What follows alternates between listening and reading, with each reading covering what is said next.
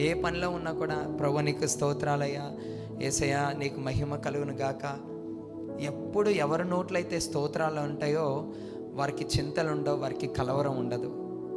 నమ్మండి ప్రియులారా, నిజంగా తెలియని ధైర్యం మీకు దేవుడిస్తాడు. దావీదు అలాగే ధైర్యం పొందుకున్నాడు. ఎప్పుడైతే గొలియాతును జయించడానికి దావీదు వెళ్ళాడో తన ఇన్నర్ ఫీలింగ్, గొలియాతు అంత ఉన్నాడు, నేను చిన్నగా ఉన్నాను అని ఇన్నర్ ఫీలింగ్ ఎక్కడో దావీదుకు ఉండే ఉండుంటుంది కదా, అవునా? ఎక్కడో దగ్గర దావీదు అనుకుని ఉంటాడు, అమ్మో గొలియాతు అంత ఉన్నాడు, నేను చూస్తే ఎంత చిన్నవాడిని. అందుకనే సౌలు కూడా అంటాడు, నువ్వు చూస్తే చాలా చిన్నగా ఉన్నావు, గొలియాతుతో నువ్వు ఎలా యుద్ధం చేయగలవు? నేను అనుకుంటా దావీదుని ఏమి ధైర్యపరిచిందంటే, దావీదు చిన్ననాటి నుంచి స్తుతించడం నేర్చుకున్నాడు ప్రియులారా. హల్లెలూయా. ఎవరైతే స్తుతిస్తారో దేనికి వారు భయపడరు. ఆమేన్. వారు బలము కలిగి దేవుని కొరకు గొప్ప కార్యాలు చేస్తారంట. హల్లెలూయా.